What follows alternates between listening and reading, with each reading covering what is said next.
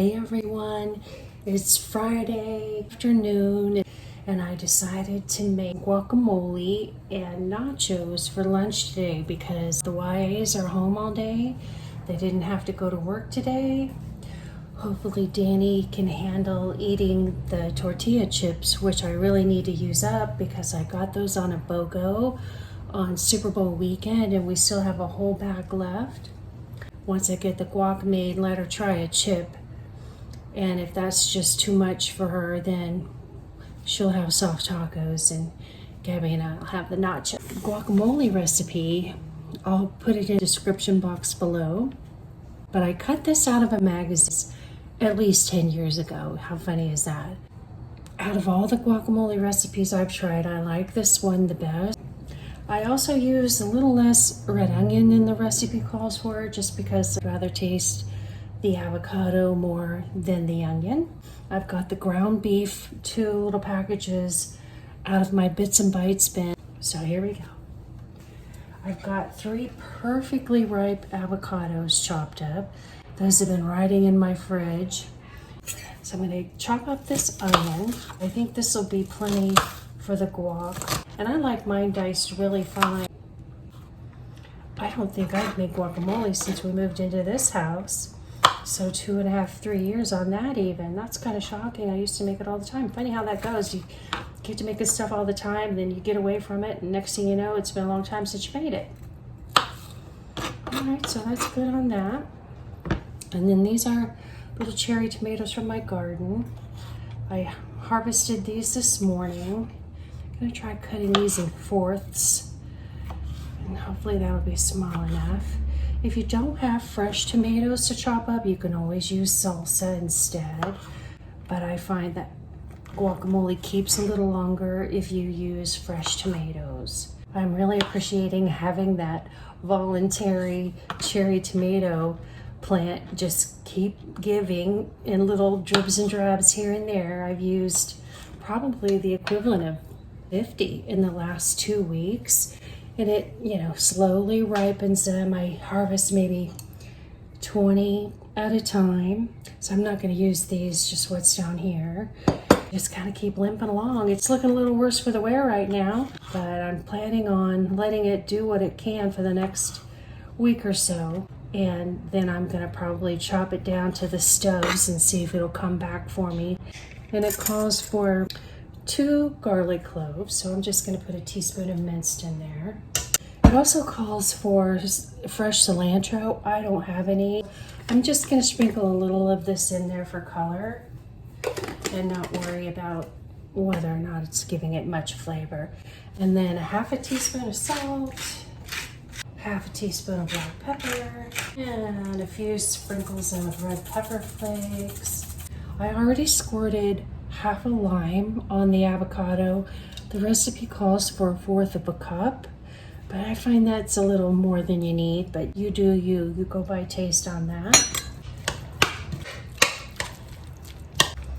It looks so pretty. I love doing colorful dishes in the springtime. All right, so I'm just gonna chop up anything that's a really big chunk in here. I would have liked to have chopped those tomatoes just a little smaller, but that can be tricky with cherry tomatoes, so we're just going to call that good enough. But fresh from the garden, can't beat that for nutrition. I think that's good. So I'm going to put this in the fridge to chill and get to working on the taco meat for the nachos. While I'm waiting for the ground beef to finish thawing out, I am making some Nestle Tollhouse cookie bars. To me, the recipe looks very close to the same as it does for the cookies, but I will link this recipe down below. And because we're a small family, I just made a 1/2 batch. The recipe calls for putting the dough in a 15 by 10 pan, and I figured this an 8 by 8. What I like to do is a mix of chocolate chips, but these are Aldi dark chocolate, and we love these chips. And for some reason, they make these dark chocolate chips a little bigger than regular chips. I don't know if you can tell on camera. I like to do a mix of the chocolate chips and M&Ms. And since this is a Pantry Use It Up challenge, We've had these M&Ms since fall, you guys. I put them in the jar. I have no idea what the expiration date was, but Danny taste test one. She said they're fine. I'm gonna spread that in the 8x8 pan and just put some foil over it and let it sit on the counter for a little bit because I'd like to get these nachos in the oven. Okay, so as you can probably see, there's quite a bit of cookie dough here. I think that this pan will be just fine since I cut the recipe in half rather than the 15x10 pan. I've got my ground beef in the pan and digging through my spice package bin, I'm out of taco seasoning. I have about a third of a packet here. And this, I got like 4 packages of this probably last year on clearance at Publix. I think I paid like 29 cents a package or less. Expired, of course. But, you know, it's just a spice, right? December of 21. Shh, don't tell the eyes. I'm going to open this up because it says for chorizo. Tastes good with pork. I've never used this kind before, so I'm going to give it a sniff and maybe a little taste test on my finger and decide if I want to put that in there. And if not, then I'll make some homemade taco seasoning. It more or less smells like regular taco seasoning. Now for a little taste test.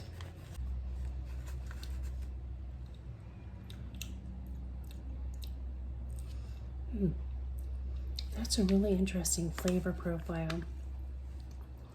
It has a tiny undernote of brown sugar. But I think this will taste really good on nachos, so I'm going for it. Alright, so I've got my ground beef cooking here. This was 2 packages out of my Bits and Bites bin. And that is at least a pound, maybe just slightly more than a pound of really good quality organic grass-fed beef. So we're going to use it on nachos because we are clearing that Bits and Bites bin out no matter what. Can't wait to eat these nachos. So our guacamole turned out fabulously, if I do say so myself. And now I will go give Danny a taste test on a chip so she can let me know if she can eat nachos. Danny said yes, she can handle eating the chips. Woohoo! She's so excited for the nachos, and so am I. A little wrinkle in that I planned on making a big sheet pan of them, but Gabby and her fiance headed out for the gym just now, so I'm going to do these nachos in 2 shifts. But I'm going to make this little bowl of nachos for Danny that came with a little cork trivet, and she's hanging in her room, so I think that'll be perfect for her, and I'll just do a separate little one for myself. I'm going to try to make a single layer of deliciousness here, and then maybe a layer on top. We'll see how it goes. You know how nachos are. A single layer is always better. A little of this, a little of that. I thought I was down to just a half a package of cheddar, but it turns out that I was down to a 1/4 of a package and a whole package because I had that one folded in half in there. It was hiding. Because I doubt she can eat much more than this right here, so we'll call that good.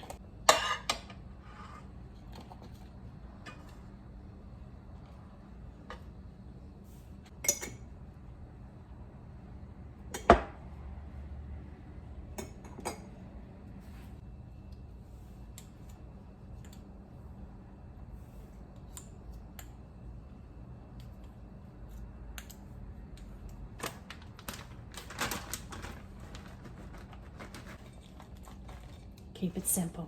Simple's good. In the oven she's going. Here are the finished nachos.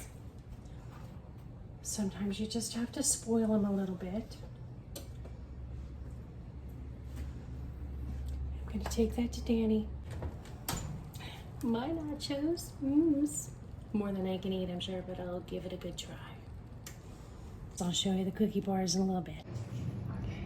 It looks like these cookie bars turned out perfectly. I'll let you know after they cool off enough to taste test them. The cookie bars turned out fabulously. They are so delicious. If you've got kiddos, will absolutely love these things. Have a great weekend, you guys.